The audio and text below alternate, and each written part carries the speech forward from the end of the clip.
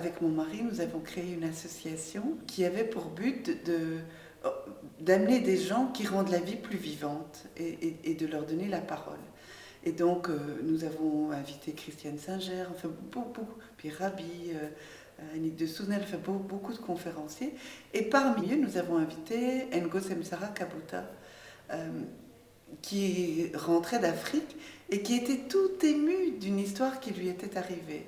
Il se fait que quand il était enfant, il était très petit de taille et dans son village, il fallait passer une certaine hauteur pour avoir accès à l'école primaire. Et pendant 3 ans, il n'a pas passé cette barre. Et donc cet enfant savait lire, écrire, commençait à calculer et il n'avait pas accès à l'école primaire pour une question de taille. Donc il s'ennuyait à l'école. Et quand les petits chanteurs à la Croix de Bois sont passés dans son village, il s'est accroché au camion et on l'a retrouvé au premier rang de village en village où il était toujours tellement ébloui de ce qui se passait par le chant. Mais un jour, l'organisateur s'est rendu compte que ce petit môme au premier étage, il ne pouvait pas habiter tous ces villages. C'est pas possible, ils étaient toujours le même. Donc il s'est enquis de l'histoire et il s'est rendu compte que ça faisait déjà très très longtemps que l'enfant s'accrochait au camion. Donc il est retourné voir sa famille de naissance pour ramener l'enfant. Et en fait, l'enfant ne voulait plus, il voulait venir chanter. Et sa maman a eu la générosité, le génie, de l'autoriser à venir vivre en Belgique pour qu'il puisse épanouir son talent de chanteur tout en faisant des études. Mais évidemment, l'accord était qu'un jour elle le revoie. Et donc un jour, il est retourné en Afrique après avoir fait toute son éducation en Belgique, après être enseignant, etc. Et quand elle l'a vu, elle est devenue complètement blême. Alors, imaginez une femme noire, blême, c'est extraordinaire. Je veux dire, elle a fondu en se disant « Mais tu es devenu blanc, toi !» C'est-à-dire que tout l'intérieur de son fils n'était plus africain, n'était plus dans sa culture d'origine. Et elle lui a fait vivre ce qui localement s'appelle un kassala. C'est-à-dire, elle a appelé le griot pour lui rappeler les hauts faits de sa lignée. Et être comme ça au centre d'un village qui chaleureusement dit « vas-y » ou au contraire « tu mens » si le griot se plante. Et tout ça, c'est moi et c'est mon histoire qui m'est remise dans chacune de mes cellules avec tout le village qui pétrit le pain. C'était une expérience tellement forte que quand il est rentré, il a décidé de faire sa thèse en linguistique africaine sur le kassala. Et donc la linguistique, c'est mesurer le nombre de pieds, la permanence de tous les termes techniques, les oxymores, enfin bref, tout ce qu'un linguiste va étudier. Et quand il nous a expliqué ça, mon mari l'a regardé dans les yeux et lui a dit « Mais tu ne peux pas laisser ça à l'université. C'est quelque chose qui doit rentrer dans le travail du développement personnel. » Et donc nous l'avons invité à organiser un premier stage dans lequel nos intuitions ont été confortées. Et puis il a donné de plus en plus de stages et moi j'ai de plus en plus été mettre ça à l'école. Il se fait que je suis professeure de mathématiques et que j'enseigne dans une école dont notre ministre parle en termes de, là je mets des guillemets, discrimination positive. Je ne sais pas comment elle s'est discriminée positivement, ça discrimine, ça c'est sûr. Positivement, c'est soi-disant pour un complément de moyens, enfin ça c'est très aléatoire. Bref, des élèves très marqués par la vie, qui ont une vie très vivante et pour de multiples raisons très peu scolaires. Et donc, j'ai beaucoup inventé des outils de pédagogie en mathématiques, mais je me rendais compte que je butais tout le temps sur la difficulté de l'estime de soi. S'ils n'ont pas confiance en soi, ils restent avec le badge de l'échec.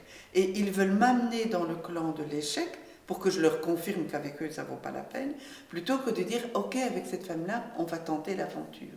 Et donc, il fallait travailler ce socle que j'appellerais la confiance en soi.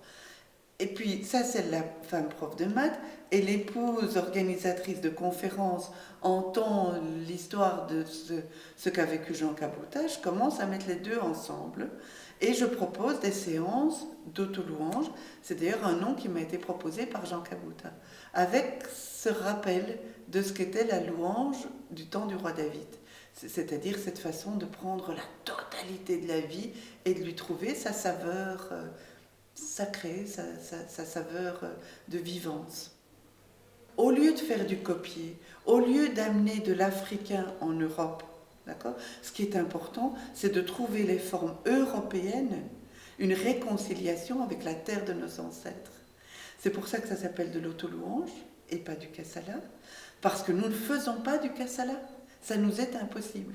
Je vais juste expliquer la différence. Dans un kassala, je vais dire de quelle lignée je suis issue. Et je vais aller mettre de la lumière sur toute mon antériorité. Alors que je travaille avec des Occidentaux qui ont du mal à me donner les prénoms de leurs grands-parents, voire les arrière-grands-parents, ça c'est la nébuleuse totale. Résultat, demander que je me définisse par la lumière transmise, on a des généalogies très courtes, parce que nous n'avons pas transmis ces histoires. Donc il fallait passer par autre chose, par une parole qui puisse venir dire un jeu lumineux, mais par de multiples liens. D'accord ? Par nos insertions, par nos affinités, par nos goûts, par nos sensations. Et donc l'auto-louange est devenue indépendante, elle a pris ses propres racines. Et de même, quand j'ai été au Brésil pour présenter l'auto-louange, eh bien c'est devenu auto-celebração, parce que ça prend une texture brésilienne. L'idée n'est pas de faire tous la même chose, l'idée est de faire selon nos terres, nos lignées, nos affinités, nos moyens culturels. Dans les consignes de l'auto-louange, il n'y en a que deux. C'est extrêmement simple. C'est une parole en « je » avec amplification. Et donc tout ce qui me touche, je dois lui trouver l'image la plus grande possible. Mais résultat, ceux qui m'écoutent, ils entendent une image très très grande, dans laquelle ma vérité, elle est quelque part. Mais où ? Personne ne sait. Moi seule, je sais où je suis sur ce curseur. Et donc l'autre est témoin, mais pas voyeur. C'est extraordinaire. Pour un portrait, la personne est témoin et voyeur. Le portrait réduit à la taille exacte. Ce que j'ai vu, je l'ai vu. Et je peux poser des questions et intruser par mes questions parce que j'ai vu ce que j'ai vu. Tandis que dans l'auto-louange, ça respire. J'ai entendu, j'ai vu une musique, un souffle, une présence, une saveur. À quel niveau ça lui correspond déjà ? Je ne sais pas très bien. Mais j'ai accueilli sa parole. Et donc, du fait que j'ai accueilli sa parole, la personne qui parle est tenue de devenir ce qu'elle est. Et résultat, pour moi, ma proclamation, c'est un peu une sorte de contrat avec moi-même. C'est comme si, au lieu d'avoir 360 degrés pour essayer de trouver le sens et le chemin de ma vie, je n'en ai plus qu'un. Celui où la parole m'a dit, ça c'est toi, c'est là que tu as rendez-vous. Et donc je deviens moi-même par ces proclamations et le travail que je fais pour le mettre dans mon corps, parce que c'est pas en une proclamation que j'ai largué 2000 ans d'interdits et que tout d'un coup je suis pleinement ce que j'annonce. Non, non, pas du tout. C'est j'annonce quelque chose et puis je travaille avec des phrases que je me répète, que je mets dans le quotidien de ma vie et qui fait que petit à petit je passe de mon 1 millième à 2 millièmes à voilà, tout doucement je vais vers ce qui m'a été montré comme étant la plénitude de moi-même. Alors au début, je commence à proposer à mes élèves des ateliers d'auto-louange. Attends, c'est le prof de maths, donc j'ai pas énormément de temps. Donc je leur propose 1 heure d'écriture, 1 heure de proclamation. J'ai tout eu. J'ai eu le charbon, des montagnes de charbon, avec des pépites. Mais les pépites, c'était du diamant pur. C'était d'une merveille. Vraiment, je suis l'exception à la règle qui dit que personne n'est parfait. Quand tu es une élève de 14 ans qui vit plutôt dans le quart-monde et qui te raconte un truc comme ça, tu te dis waouh, là j'ai une pépite, quoi, j'achète la concession. Et donc d'année en année, je me suis burinée, je suis devenue facilitatrice. Et ce faisant, j'ai remarqué que mes élèves tombaient dans la marmite avec un plaisir, avec une acuité dans leurs propos qui était absolument... Et donc, en très peu d'années, j'avais des textes magnifiques. Donc, ça m'a confirmé. D'abord, j'ai vu tellement de changements chez eux. Pour résumer, je vais en donner 2, un changement personnel et un changement collectif. Le changement personnel... Gratien m'a dit, avant de faire de l'auto-louange, je croyais que j'étais vide et que l'école était là pour me remplir. C'est horrible. Si l'école vient pour te remplir, tu n'as qu'une seule posture à avoir, c'est d'être rebelle pour éviter que ce ne soit une normose complète. Il dit, maintenant, je sais que j'ai quelque chose à l'intérieur et je vais me battre pour le réaliser. Voilà. C'est devenir acteur, j'ai des choses à prendre, mais pas tout. Je veux ma place, enfin, d'une façon saine, magnifique. Et en termes collectifs, j'ai ce geste qui, bien sûr, ce sont des jeunes à la casquette, qui n'enlèvent jamais leur casquette. Et donc, le premier qui arrivait en classe déposait la casquette sur le premier banc et ils vidaient leur poche dans la casquette. Ce qui veut dire qu'ils allaient tous manger en partageant ce qui avait été apporté. Alors qu'avant, celui qui apportait 5 € mangeait un sandwich, et celui qui avait 10 centimes par hasard, il ne mangeait pas. Tandis que là, c'était vraiment devenu la primauté au collectif. Et puis aussi, parce que c'était quand même ce qui m'intéressait le plus, je n'ai plus d'échecs. Et je ne vais pas dire que faites de l'auto-louange et vous n'avez plus d'échecs.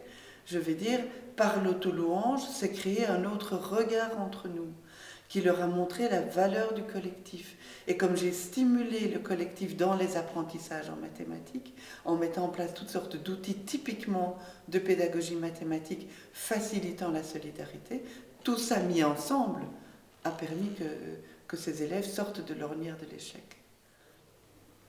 Je constate que si je dis à un adulte, vous allez avoir une demi-heure d'écriture, l'adulte panique.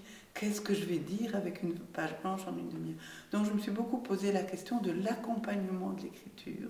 Et effectivement, moi, j'ai choisi des outils qui me sont favorables ou stimulants, et qui sont les œuvres d'art, voire des photos de la nature, et des œuvres du visuel créées par la personne elle-même. Parce qu'en fait, il y a cette dimension un peu surréaliste de l'inattendu qui émerge.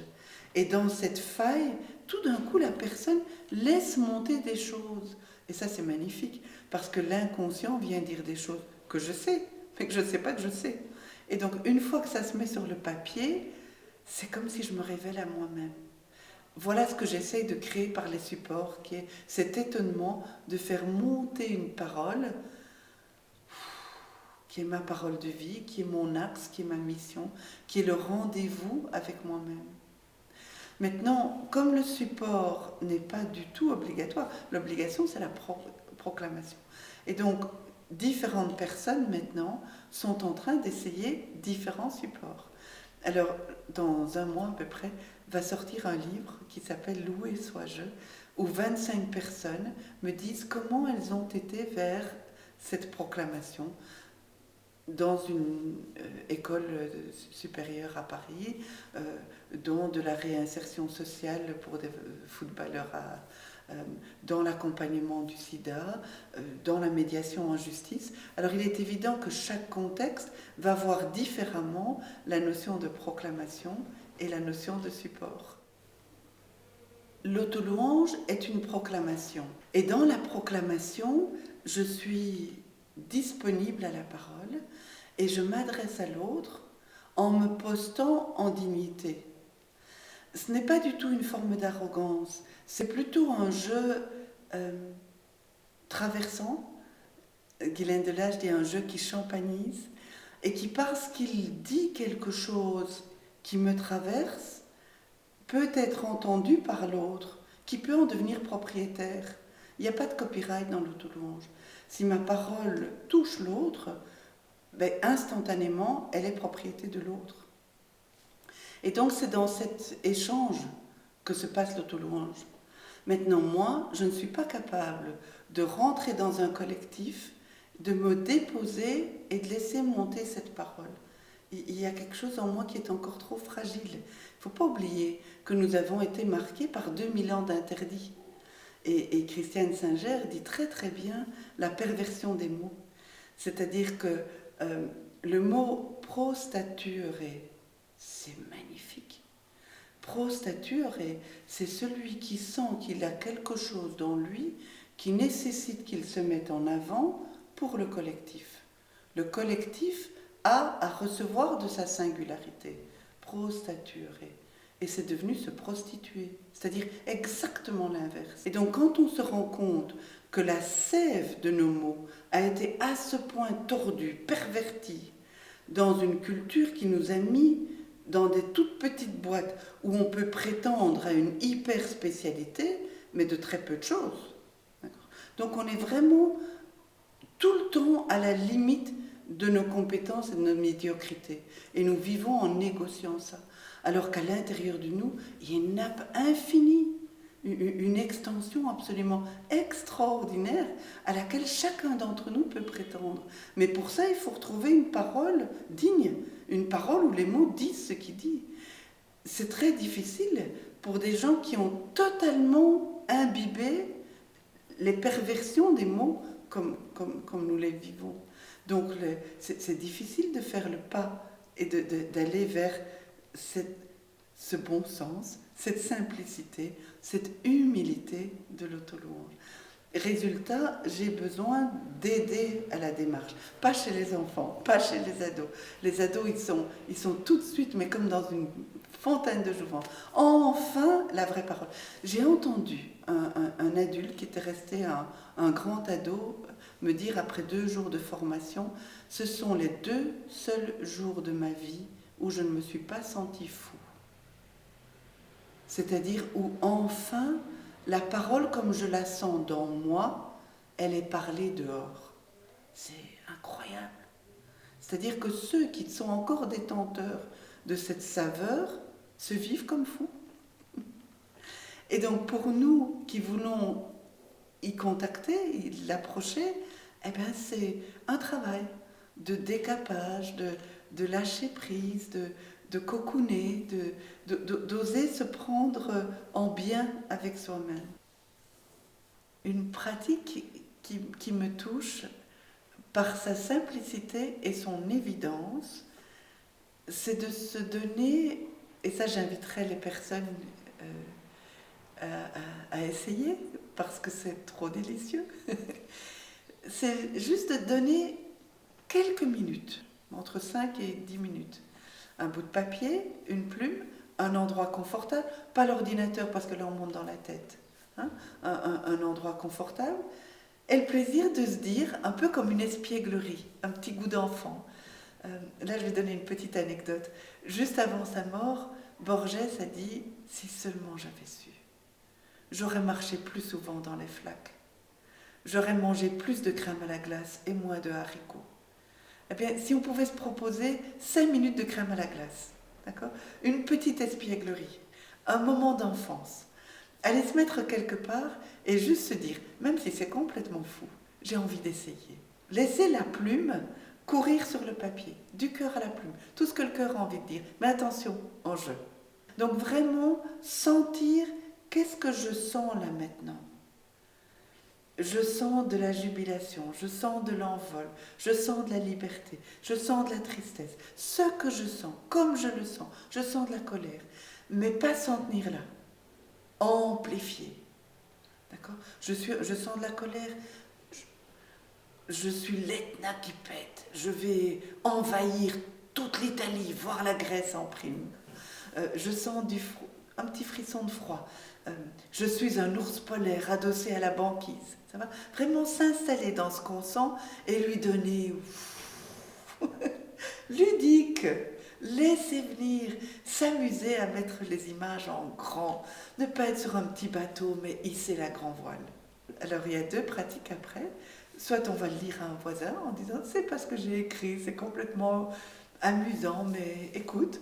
Ou alors, on peut aussi installer une personne de son entourage sur une chaise vide. C'est-à-dire, mon mari n'est pas dans la maison, mais je dis que sur cette chaise, j'assieds mon mari.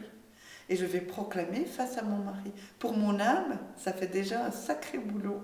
D'accord ? Donc, je peux rendre présent des gens à qui j'aurais envie de proclamer. Je peux très bien dire, je suis en conférence et je proclame à mon public. Et c'est juste une convention dans mon âme. Mais je visualise mon auditoire et je proclame.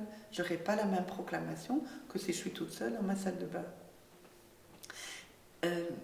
Christiane Singer, ce qu'elle faisait, c'est qu'elle ouvrait la fenêtre et proclamait à la campagne. C'est-à-dire donner une pleine voix, ne pas douter, ne pas devenir comme ça, mais juste donner la place. Mes élèves, pour décrire ce genre de phrase, disent « Ah, on se la pète alors, madame !»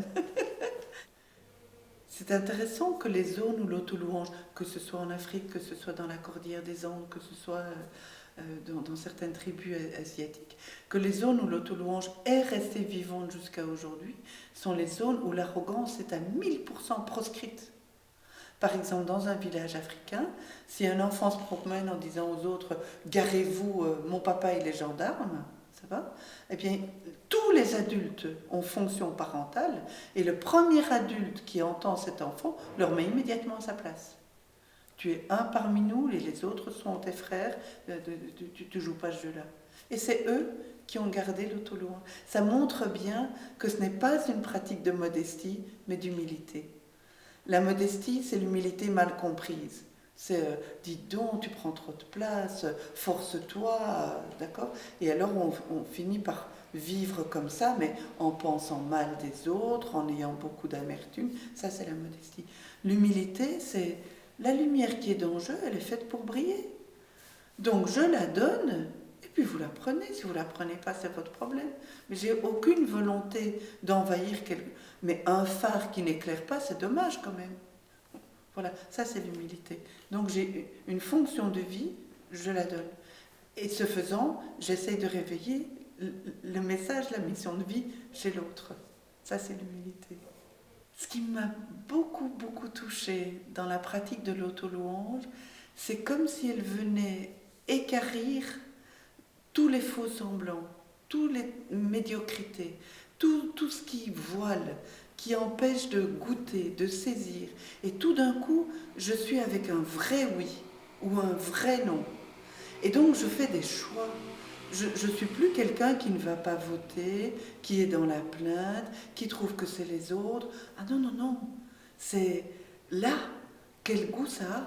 Et si ça a un goût auquel j'adhère, alors je me manifeste. Et si ça a un goût auquel je n'adhère pas, alors je me manifeste. C'est-à-dire qu'il y a quelque chose comme une exigence, comme une responsabilité, à venir être pleinement dans l'expression de comment ça me rencontre. Je rappelle que c'est sans arrogance. C'est-à-dire, la façon dont ça me rencontre, c'est pas pour que je m'arme contre l'autre, pour imposer mon territoire au détriment des autres. Non, dans l'auto-louange, le jeu devient immédiatement nous. C'est un jeu proposition. Le jeu qui m'allume, si quelqu'un d'autre ça l'allume aussi, eh ben c'est nous. Ben il paraît que ça s'appelle le jeu du stand-up, qui est une forme de one-man show, dans lequel la personne dit « je ». Et ce jeu n'est pas fait pour écarter, vider la salle. Ce jeu est fait pour que chacun prenne des moments où il s'accroche et dit « mais c'est mon histoire que tu racontes ». Et résultat, la façon dont tu la racontes, ça m'aide à avoir les mots pour moi, ça me met debout. C'est ça la contagion. C'est cette façon qu'a le jeu d'être nous. Et donc celui qui se tient debout en jeu, il n'est pas là pour éliminer. Il est juste là pour dire « allez, si ça te donne plaisir, vas-y, prends ma phrase, prends la phrase d'un autre, mais mets-toi dans le lieu de ton axe. » Et là, tout d'un coup, l'humanité, c'est un bouquet, quoi. C'est plein de gens singuliers qui ont une raison essentielle d'être là. Et oui, l'auto-louange, à ce moment-là, d'abord, c'est politiquement incorrect, parce qu'on fait beaucoup de nous des moutons. Il n'y a pas de mouton dans l'auto-louange, ou alors il y a la dignité d'être un mouton, ce qui est autre chose. Et puis, il y a aussi le fait que c'est une responsabilité. C'est-à-dire, je peux me tromper, mais le fait que je ne suis peut-être pas coupable n'enlève pas ma responsabilité. Je pose des choix et je suis consciente de mes choix. Plutôt que des faux choix que je fais à mon insu, parce que je ne lis pas les étiquettes, parce que je ne suis pas informée, parce que, voilà. Non, je me rends compte que mes gestes sont des choix et que je pose des choix. Ce qui m'a beaucoup touchée, c'est une expérience que j'ai vécue en classe. Je vais dans une école d'enfants que je ne connais pas et dont on m'a annoncé qu'ils sont très très difficiles. Et donc le professeur avait une superbe intuition. Elle les a fait aller au musée d'art spontané, donc d'art brut, Et puis là, la curatrice leur avait proposé de redessiner un tableau, mais ils devaient se mettre eux dans le tableau. Donc par exemple, en art naïf, il y a une peintre qui avait fait une fleur. Voilà. Et il y en a un qui s'est mis lui son corps et la fleur lui sortait par les oreilles. Mais un autre s'était assis voluptueusement dans le pistil de la fleur. Donc c'est pas du tout la même impression que je reçois dans les deux textes. Et donc je circule parmi les enfants et en voyant leurs dessins, je les aide à trouver des phrases en jeu. Mais ils sont tellement blessés d'interdits. Ce sont des enfants qui sont canalisés dans des écoles de l'échec. Et résultat, la seule chose qu'ils savent te dire, c'est moi, il n'y a rien de bien dans ma vie. Et puis, en lisant leurs dessins, je leur fais des propositions. Et je me rappelle de 2 enfants auprès de qui j'ai tenté une phrase que j'avais reçue la veille et qui me touche, mais tellement. C'est un élève qui a dit « Mon cœur est si grand que j'y abrite même mes ennemis ». Je veux dire, je voudrais pouvoir dire cette phrase, tu vois. J'y abrite même mes ennemis. C'est incroyable. Et donc, quand je voyais des cœurs sur les dessins d'enfants, je leur dis, tiens, est-ce que tu serais d'accord de dire « Mon cœur est si grand que j'y abrite même mes ennemis ». Et là, j'ai eu un élève qui m'a dit « Oh oui, madame, cette phrase, elle est pour moi ». Et je la réessaye chez un autre. « Oh non, madame, pas question, moi, mes ennemis, je les flingue ». C'est-à-dire que l'amplification met une clarté, cette fameuse responsabilité. Je sais où je dis oui, je sais où je dis non. Et c'est plein, c'est pas louvoyant. Que tes oui soient oui, que tes non soient non. Et ça se fait tout seul, mais ça se fait fort. Dans ma pratique, l'auto-louange déprogramme la peur. Et la peur est une pestilence qui infuse notre cerveau et qui nous met dans des comportements inadaptés. Et l'auto-louange vient me mettre dans ma jubilation, dans l'évidence de ma vie. Et comme j'accepte que la mort fait partie de ma vie, chaque fois que je monte dans ma voiture, c'est là que la conscience va plus loin que d'habitude. D'habitude, quand je monte dans ma voiture, je fais un transport. Eh bien non. Par cette pratique qui me rend aiguë, quand je monte dans ma voiture, je sais et j'assume que je peux avoir un accident. Ça ne me rend pas mortifère, mais ça me rend responsable. Je sais, depuis les attentats à Paris ou à Bruxelles, que je peux être dans un lieu où quelqu'un est plus fasciné par la mort que par la vie. Et je l'intègre comme un des risques de mon existence. Les accidents de voiture sont une probabilité bien plus grande. Les accidents d'avion, les accidents de train. Donc, je vis une vie qui intègre pleinement la responsabilité et la probabilité du risque. Alors bien évidemment, je préfère vivre dans une société où tout le monde aime la vie. Et je fais tout ce que je peux en tant qu'initiatrice de l'auto-louange, en tant que fontaine de jouvence, en tant que tout ce que tu veux me nommer. Je fais tout ce qu'elle peut pour la répandre partout et pour aller dans les lieux où on la nie, montrer qu'il y a du vivant et que ce vivant est sacré et qu'il est beau. Ça, c'est ma mission de vie. Mais je ne suis pas naïve. Je n'ai pas la possibilité d'aller partout dans les bons moments. J'essaie, je fais ce que je peux. Et donc, j'assume de vivre avec un risque. Je crois que... Et je suis tellement touchée. Quelle imagination vous avez eue en France avec ces chaussures sur la place de la République. On vous dit non, on ne peut pas manifester. Eh bien, même le pape manifeste. Les chaussures viennent de partout. Et vous manifestez. Hein? Nous, on nous dit on ne peut pas se rassembler parce qu'on a 2 terroristes qui sont encore en train de courir. Et les gens viennent sur la place de la Bourse. La place de la Bourse, ce n'est pas du tout un lieu de rassemblement. Il l'est devenu parce que depuis quelques années, on a mis la rue en piétonnier. Donc c'est juste devenu un truc spontané. Et parce que c'est spontané, les gens ont vaincu cette petite perversion qui fait basculer dans la peur. Et ils ont dit en conscience, c'est pas ça vivre. Vivre, c'est tout prendre. Le risque, la peur, la joie, la tristesse, tout prendre et faire de l'humain avec tout. Et je crois que dans ces événements que nous vivons, l'urgence est à la parole d'art. L'urgence est aux mots, l'urgence est aux images, l'urgence est à cette rébellion de c'est pas ça la vie. Nous sommes nombreux à vouloir manifester des lieux de vie et si possible les rendre contagieux.